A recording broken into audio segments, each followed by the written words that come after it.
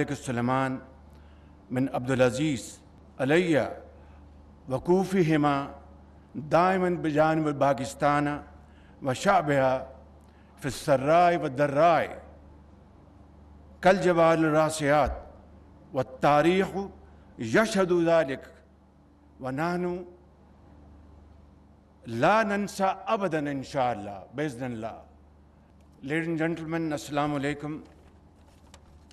It's really a great pleasure to be here this evening to welcome our most honorable and most respected guest from our brotherly country, Kingdom of Saudi Arabia. It is no coincidence that I was in Saudi Arabia during the last week of Ramadan al-Mubarak and had the honor of meeting my very respected brother, His Royal Highness, the Crown Prince, the Prime Minister of Saudi Arabia, and it was wonderful to have a great interaction in that meeting. I was extremely encouraged and I was deeply impressed by his forward-looking vision, which has now transformed Kingdom of Saudi Arabia in many ways for all times to come, be it agriculture or education or information technology, communication, infrastructure, youth empowerment, inclusive policy, you name it and it is there. It is all because of his very dynamic and visionary leadership, which has today placed Saudi Arabia amongst the most progressive societies around the globe. Economy, one of the fastest growing economy. Infrastructure, the most latest in the world. And transport facilities, unbelievable. Job opportunities in abundance, and investments in Saudi Arabia and in other parts of the country, of the world, is phenomenal. And the policy has its basic pillar, and that is peaceful coexistence and provide job opportunities in the region and interact globally so that peace returns, progress returns in areas which are still suffering from many threats, wars, and serious complications. And now we have this great galaxy of business friends from Saudi Arabia who are outstanding businessmen, investors, traders, policymakers. And I cannot remember that when was the last time we had received such a large delegation from Saudi Arabia with commitment and sincerity of purpose to interact with Pakistani business counterparts so that this process of brotherhood and friendship transforms from those transactions which have not helped Pakistan in the past.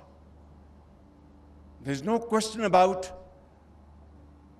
the fountain of generosity from brotherly countries like Saudi Arabia, always standing by Pakistan, as I said in my opening remarks in Arabic language. I'd like to very briefly explain to you. I said that Saudi Arabia has stood by Pakistan through thick and thin. Bisarrai wa darrai, and in good times and bad times and difficult times. And we, even if we want to thank them, we cannot. We don't have the words how to thank their generosity for the last more than 7 decades of Pakistan's history. And now, under the most dynamic leadership of my brother, the Crown Prince, Mohammed bin Salman, they are ready to invest in Pakistan, ready to support Pakistan beyond imagination, provided we are ready to accept this challenge and stand up and say no to those hackneyed techniques of the past, procedures which have failed Pakistan in many ways, policies which were undesirable. I think you will be pleasantly surprised to know that if Pakistan 20 years ago or 30 years ago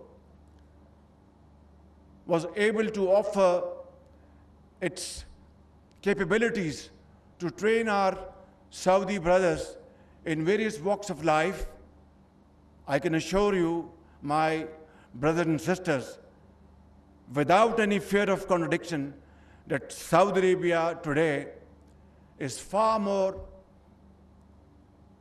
experienced and has immense potential of experts to train Pakistani brothers and sisters in various walks of life. If you don't change, time does not wait for you, wait for none.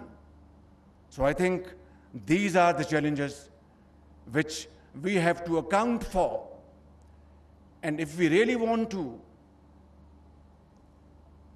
make use of this opportunity, a golden opportunity, then we have to work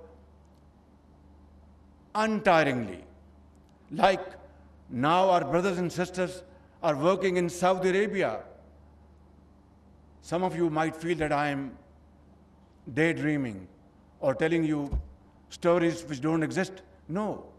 What I'm saying is absolutely a reality which I have seen and observed in Saudi Arabia myself. And they are ready to support us all the way to the hills. And I'm very happy to hear from His Excellency, my brother Ibrahim bin Yusuf Al-Mubarak, that today B2B interactions have been most productive. Now, I want to make it very clear, ladies and gentlemen, that governments, it is not the business of the government to do business. Our job is to offer policy frameworks. Our job is to act as a catalyst to make things happen and remove hurdles in the way for speedy achievement of our targets. And I want to assure you that in that we are fully resolved and committed. And as you know, I want to say it even at the cost of repetition, that SIFC is the vehicle, a very robust, all-encompassing vehicle to undertake all these important projects in the interest of the people of Pakistan and to our mutual benefits. We want investment from our brothers in Saudi Arabia and Pakistan. They should make profits without any problem, repatriate their income back to Saudi Arabia, and vice versa. If we provide a mechanism which is free of trouble, free of bureaucratic hurdles, impediments, free of red tape, then I can assure you, sky is the limit. And today I was